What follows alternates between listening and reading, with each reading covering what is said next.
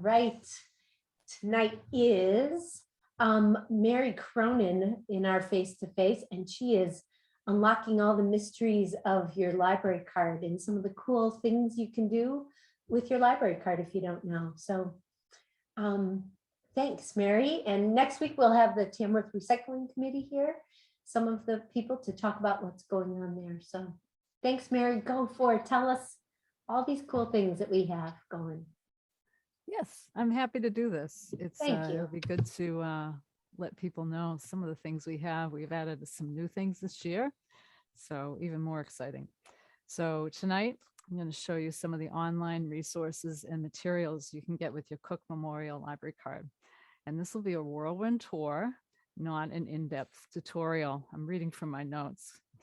If you are interested in learning any more about any of the resources I'm going to cover or need help getting started, please let me know. I'll put my contact info in the chat, or maybe Amy will. We'll do it before the end of the session. So first, I'd just like to explain that this is going to cover the online resources, and that's the things you can get that are digital that you can't like touch and pick up. So I know a lot of people say that they're free with your library card. Well, they're not really free. And I don't like to call them free because all of them have a real cost that's supported with library funds. And costs of these online materials are either calculated based on the population served. So we have a license based on the population of the town that's gonna be using it. Or some of the materials like the videos and the ebooks and the audios, we pay per use. So this model is different than physical materials. So when we buy a book, we buy it once, and then we can lend it as many times as needed, or until it wears out beyond repair. And except for some grants, all of our library funds are locally generated. We don't receive operational funding from the state or the federal government. For that reason, online materials are available to resident and part-time resident card holders only, since they are the ones paying the taxes that support our library. So if you have a Tamworth library card, but you're a non-resident, the online materials, we suggest you go to your home library to get those. And if they don't have them, then you need to become a strong advocate for that, because your libraries listen to their population, and that's why we have the things we have. So to start, I'm going to show you some of the things that we have. I'm going to share my screen, and everything you can find starts, there's linked from our website. So I'm going to go to the library website. This is the Cook Memorial Library. The website address is tamworthlibrary.org, which is great because there's only, I think, one Tamworth in the US, but there's a whole bunch of Cook libraries. So a lot of them are in Cook County, Illinois. So if you look for the online library on our website, I'm going to show you that the things are linked a lot of different places, but I'm going to start from one place and go from that place consistently for tonight's presentation. So as you scroll down, and if you're on a mobile device, these pictures will be stacked on top of each other instead of side by side. Online library is the third one. If you click there or click read more, you'll go to the list. And here we are. So I'm going to start and I'm going to go down the list. So downloadable ebooks and audiobooks with the Libby app. This is the New Hampshire downloadable books. Sometimes some people call Overdrive, which is the company that is the what do they call it? The content provider. And then Libby is the app that they created for people to access it on their mobile devices, but they're all the same thing. So New Hampshire downloadable books is a consortium of New Hampshire libraries, and they purchase ebooks, MP3 audiobooks, and digital magazines all together. And it's organized and administered by the New Hampshire State Library, and federal dollars managed by the state library pay for the online platform for the Overdrive, but member libraries pay for the content. We pay for the, we pool our money together to pay for the audiobooks and the ebooks and the magazines. Overdrive is the company that we contract with to provide the materials, and Libby's the app. So those three things all kind of mean the same thing. So you can access the downloadable books on your computer like I am here, but you can also download the Libby app on your mobile device and set up an account there. And they ask what library you're at. You put Cook Memorial Library. And usually if you have your location turned on in your phone, it'll figure out that you're in New Hampshire at least, and it'll direct you through, it'll step you through. It's very good, the help on this. This is one of the ones we've had the longest, so I think more people are familiar with this. So basically, I gotta move the Zoom thing out of the way on my screen. Okay, you can sign in, you use your library card. It's gonna ask me what library I'm at. And you pick, from the list. There's 200 and probably about 40 libraries that belong to this consortium. And of course, you get all the way to Tamworth. Here we are, Cook Memorial. And then you put your card number in, and then you're signed in, and that's it. So I'm gonna go right here, back to the home page. I can search for title. So you can search for title. You can browse for title. So I'm gonna search for our book group book this month. So it's right here. So Crying Out Loud. Look, there's two. They have the ebook and they have the audiobook. And there's a wait list for both, but I can place a hold. There are some long wait lists, mainly because this is a super popular service, and multiple copies are added if needed. But we do our best to keep up. It's all based on our budget. So you can also find magazines in here. In case you didn't know, you can get audiobooks and ebooks, and the magazines, I think pretty much can borrow as many as you like. Maybe there might be a limit, but it's you read them, you can put them, you can send them right back, and doesn't seem to be any real limit on the magazines. So I'm going to go with collections magazines. There's a number of ways to get there. They have just a ton of magazines in here, and they have many from all around the world. So there's lots of different languages, lots of craft magazines, lots of celebrity magazines. There's food is huge. Here's a whole bunch of them in French. There's kids ones. There's looks like there's a lot of religious ones too. So I'm always surprised at how many are in here. There's just thousands. So this is great especially if you're stuck in a waiting room somewhere and you have your phone, you can at least read a magazine that you don't have to touch that someone else touched in the doctor's office if you're a little skeevy about that. So go back there. So that's the ebooks, audiobooks. If you have any questions about how to do it, you need help accessing it, just come in. Every device that you use it on works a little differently. So we can't just give a class because everyone comes in with a different device. So it's really super easy for us to do one-on-one help with this. So don't be shy about asking. Okay, so next I'm going to go to Canopy.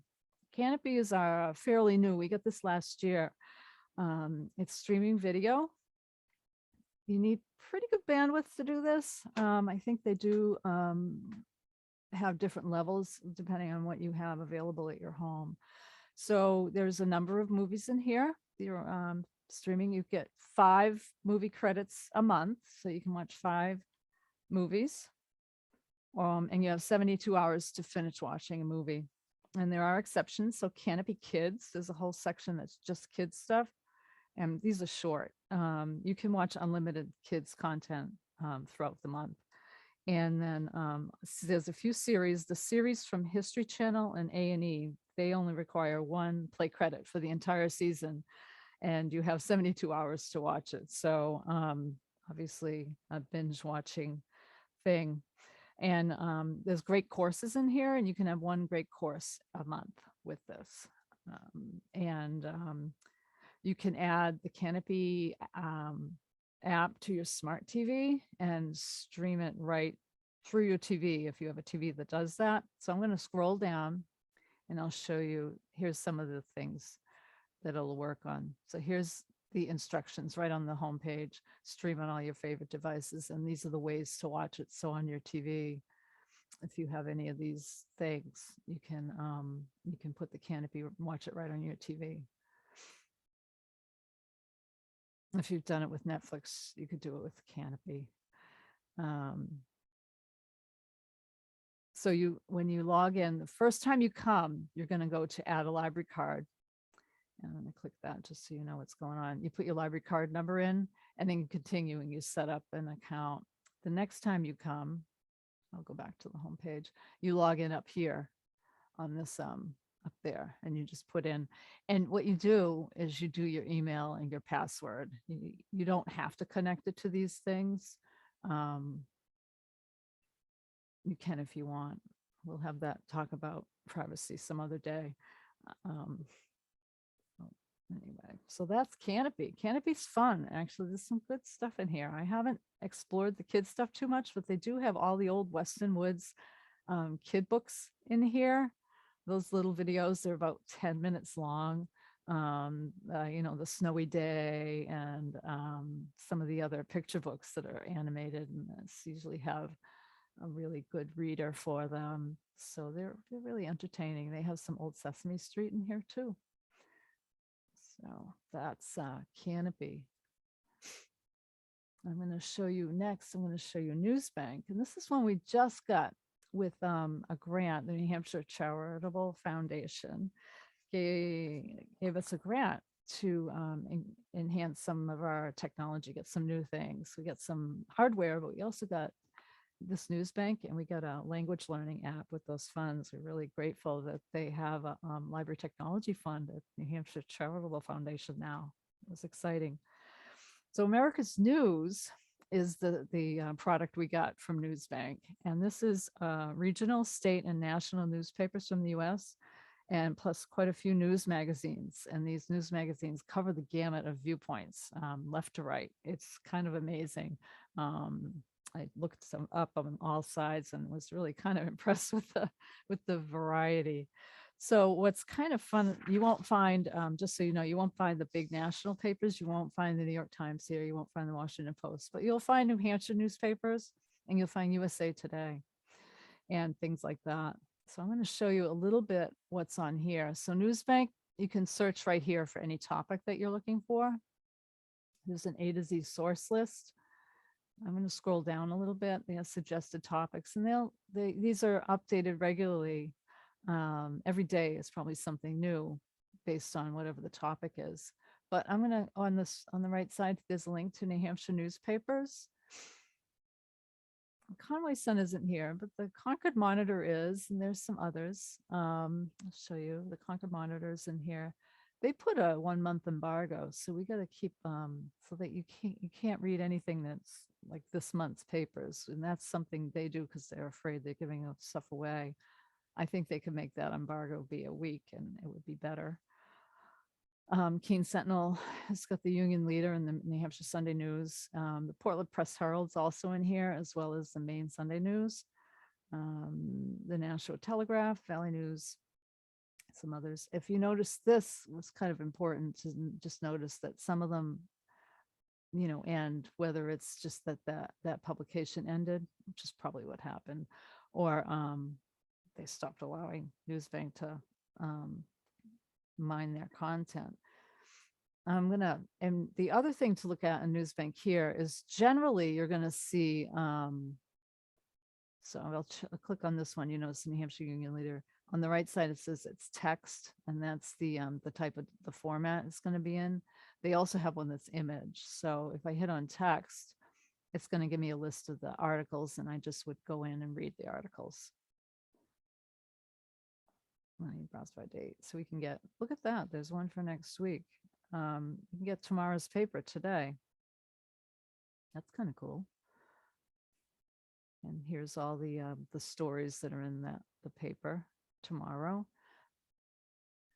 But this one, the Union Leader, is actually one of the ones that has the images, which it looks like the actual paper, which is kind of fun. So if you look at this one, is the image format, and if I click on that, you'll see what you get. And there's plenty of other papers. They didn't do the image for tomorrow yet, so we'll look at today's paper instead. And there it is. It's the whole thing, and you can flash through it this way. If you're looking for the funny papers or the crossword, you can find it here. But so anyway, I'm kind of excited about this. So I'm going to show one more thing in Newsbank, and that's the magazines that are in here. Let's see if I can scroll back up. There we go. Back to the home page. So these news magazines, there's a good list of them. You can read the Atlantic in here. There's Field and Stream, I believe Newsweek's in here. There's excuse me, there's a number of the some health magazines. Come on, Smithsonian, Science Illustrated. But you can also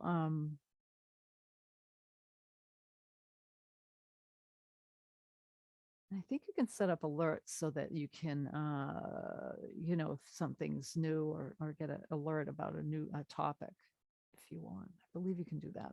So the other thing, I would suggest you just come in here and explore it a little bit and get used to how it works. There's a source list, and this gives you a list of all the publications that are in here. So if you are looking for papers that are from a different state, there's that. There's a map search. So you can go by area. Let me just pop the map in. There it is. So if you're from, say, Nebraska, you can click on that and then get a list of the newspapers from there, hopefully. There we go. Yep.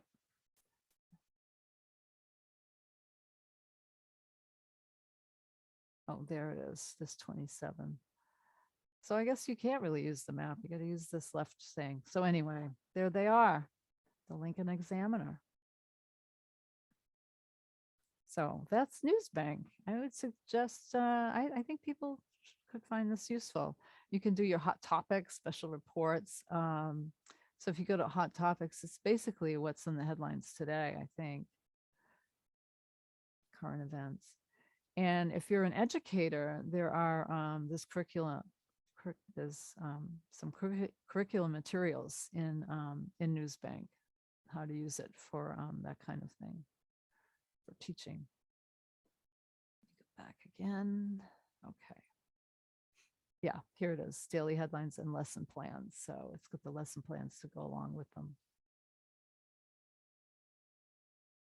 All right, so that's Newsbank. I'm going to show Mango Languages next. So this is another one we just added this year, and this was also from the New Hampshire Charitable Foundation's grant that we were able to add this. And the reason we added Mango Languages in America's News specifically was because we did a survey a couple of years ago. We did a survey on online materials, and those were the two things that people were most hoping we would be able to offer, would be language and news. So here we have them. So that's why we do surveys. So Mango Languages is a language learning app, and you can use it on a computer, or I'm going to flip my page over, or you can use it on a mobile device. So you can see, as you can get an app for it from and put it on your mobile device and sign in that way. And so I'm going to show you, this is the home page. This is Cook Memorial Library. If you know, and that's if you got here by mistake, this lets you pick a different library. That's what that link's about. And log in, ask you to log in. Well, you can't log in until you set up a profile. So if you don't have a profile, you sign up. And if you don't want to sign up before you see what's there, you can use Mango as guest. So I'm going to do that right now. I'm going to use Mango as guest. And this gives you some of what you can see in Mango. So it says pick a language. Let's me pick a language. I'll pick Japanese. And then it just walks you through. Here's the lessons. And it's obviously you would need to have some sort of audio on your computer so you could hear it. I think it also listens to your voice. So I'd be interested. I'd really love to hear how people are using this. So that's fun. I'm going to go back to, let's see if I can get back to the change language. Do that. If I pick English, I'm going to show you. So they actually have English learning from about, I think there's 20 or more, 25 world languages. So you can learn English from your language. So if you're a Korean speaker, you would be able to start learning from your language and learn English. We've already had some interest in this part of the language learning, which is really kind of cool. So I'm going to log out as a guest user. So that's Mango Languages. You set up an online account, and you really do have to set up an online account because they track your learning and where you are in the lesson. So it's one of those things that you really do need an account. There is I suggest to read the privacy policy to make sure you know what you're signing up for and the terms and conditions, but that's for everything, guys. All right, so next I'm going to show you some of the other things that we have. We have Britannica, we have an encyclopedia. Every library needs an encyclopedia, and this is ours. And it's constantly updated, unlike the ones we used to buy in print. That was worse than buying a new car, the depreciation of a print encyclopedia. So I'm going to show you this. I'm at the library, so I get logged right in. So it's Britannica Library, and there's 3 different reading levels. You have a children's reading level, young adults, and then reference centers for adults. You go there. What's kind of fun is every day there's some new on this day thing, which I find. So I'm just going to look this, but you look up just like you would any other search thing. You search a term, and it each entry. I'll show you the entry for Fidel Castro, since he's right here. So they'll usually have an article about him, and there's the 3 different reading levels. So here's like, let's see if I can. That one. I guess I chose that one. I'm on level 3 right now. So let me go back. No, I guess it doesn't.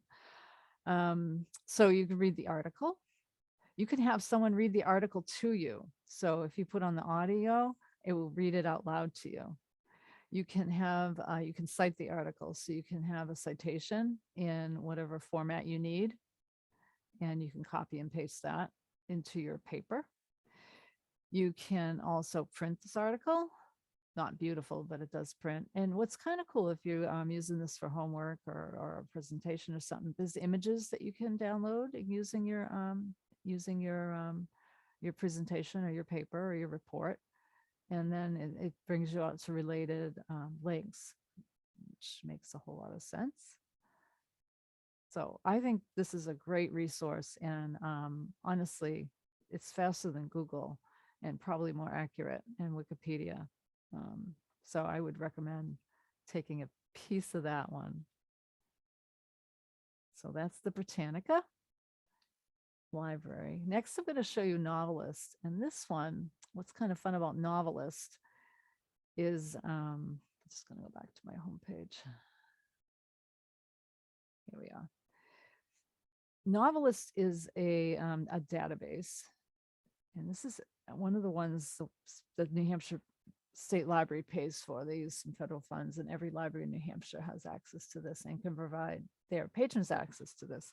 So with this one and Britannica, if you did this from home, it would, if you hit the link from home, it would ask you to put your library card in, and you would put in the number that's on the back of your library card. You have a barcode and then a 14-digit number under it, and you enter that number without the spaces in any of these places where you need to use your library card to log in.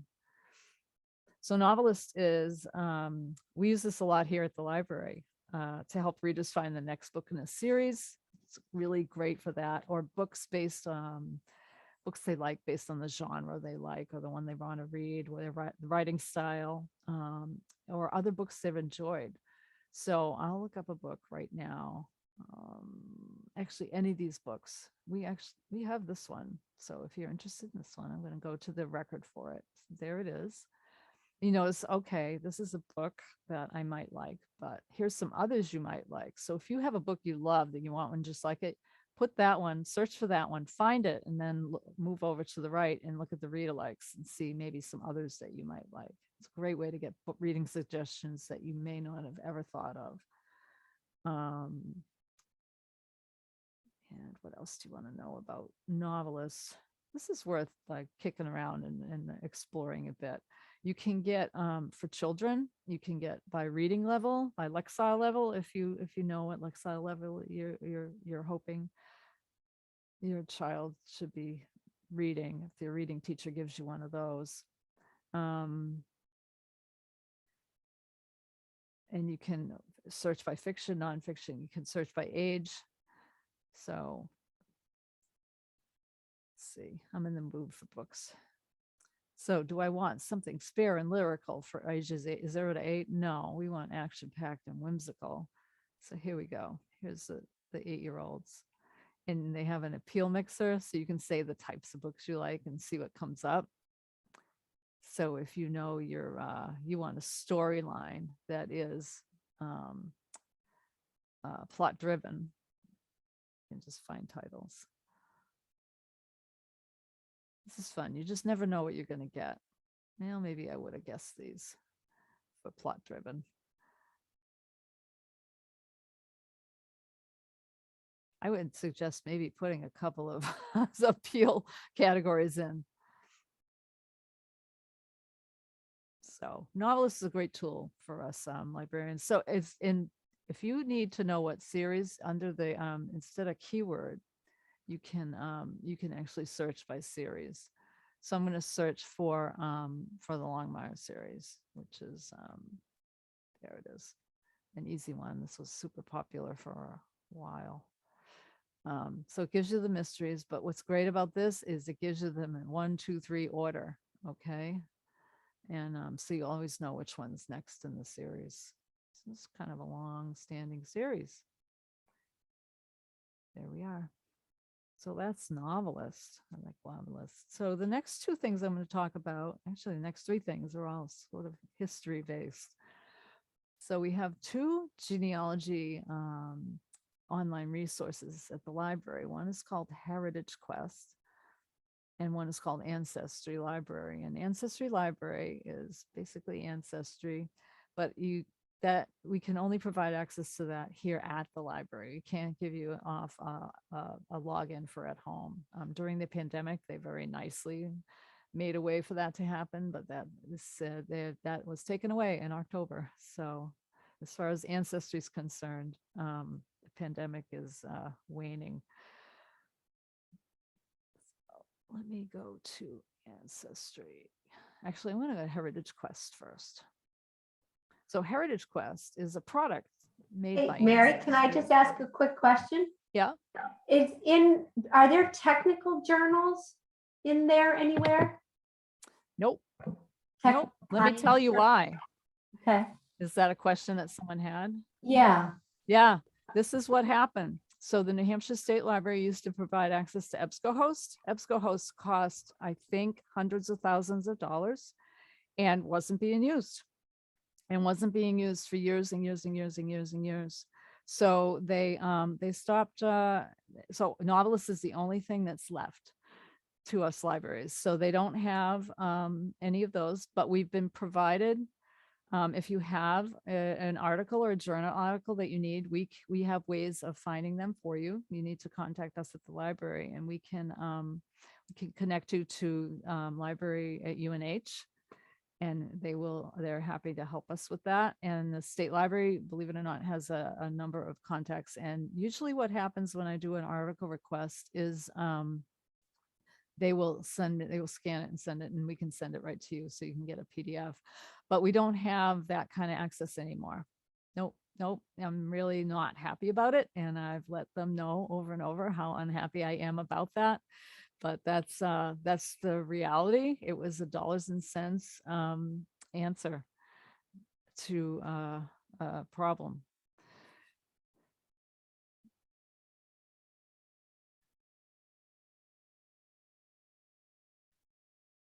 So I'm going to talk about Heritage Quest as soon as I get to my list. Here it is. Heritage Quest is a genealogy resource. It has a lot of the same things in Ancestry, and some things just organized a little differently. So you log in again, you put your library card number in when you're at home. when you're here at the library, you can use it. It logs you in automatically. So it has census records. It's got, what's kind of cool, it's got books. So you can search books on like towns that your ancestors might have lived in, and you might find them in like a written history, which is kind of neat, rather than in vital records or censuses. One thing that I find tons of fun in here is the city directories. If your ancestors lived in any kind of, it doesn't even have to be a particularly urban area, that you can sometimes find them in the city directories. Before there were phones, they still had directories, and they listed who lived where and what they did for work. And they had like a new one every year, and they're full of ads for all the businesses in the town and stuff. And I found out, from reading the city directories, that my ancestors were they were pharmacists. And they owned drugstores. No, they owned liquor stores until the prohibition, and then they became pharmacists. And then after prohibition was repealed, they became liquor stores again. So it's sort of this continuity. It's just really, really, and it's just super interesting history and very personal to you. So how you use it is really up to you, but it's just lots of fun. And this year, in April, the 1950 census will be released by the National Archives, and there'll be a big flurry of activity of people doing some transcribing for that and getting it all ready. So eventually, and probably won't take very long for the 1950 census to be available here as well. So just so you know. And so Ancestry, I'll just show you how that looks. You have to come to the library, and I'm at the library right now, so I can get to it.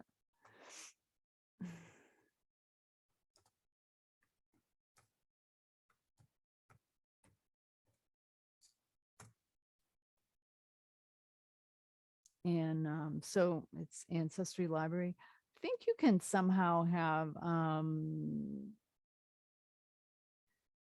records emailed to yourself, but I think what it asks you to do is somehow, and it will end up with an Ancestry kind of a login. It might not be one you have to pay for, but I expect they will probably try to upsell you a little bit, but you can always access this at the library for no charge.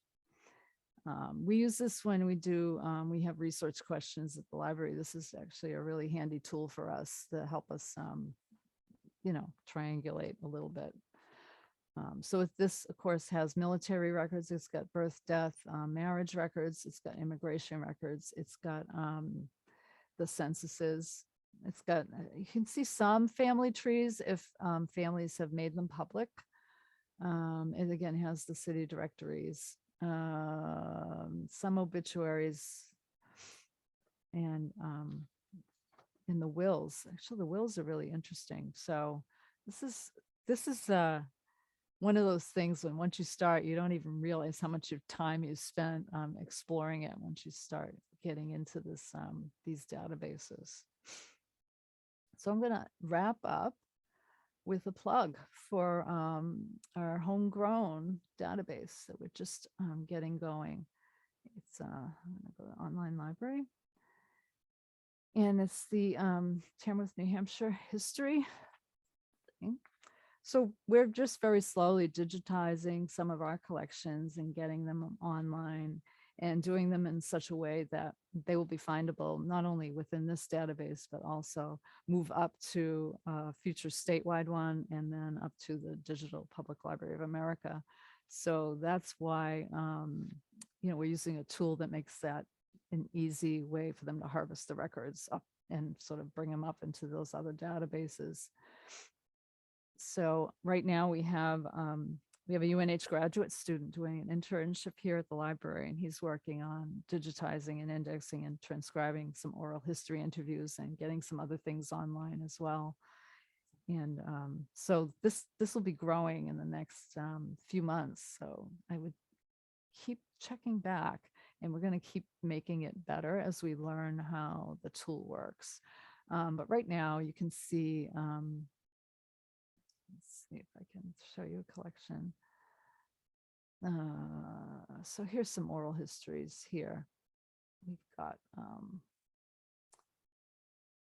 one. See, I told you it wasn't very big. So here's a very short one. So we had some of the interviews that Marjorie Gain Harkness did for her book, The Tamworth Narrative. And this actually came after that. So this was after that.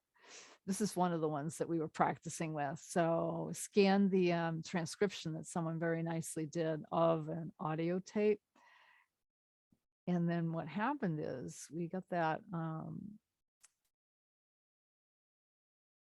transcription also was made searchable by the database. So if you put in any of the names within the document, so if, say you put Miles Baker in, you would come to this document, so you would know that this was here. So it's making it really, really findable in a very, very granular way, which is kind of awesome.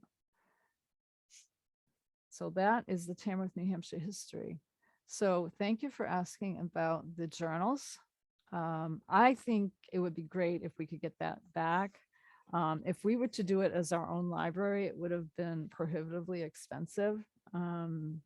If we decided to do it on our own. So I'm glad that UNH is willing to work with us and try and help us get people access to things. So I'm gonna stop sharing my screen as soon as I figure out how to do that. There it is. And are there any questions? No. Thank you very much. That was great. And let's see, I took notes and I think I circled 6 things. Oh, that's awesome. Yeah. That's good to know.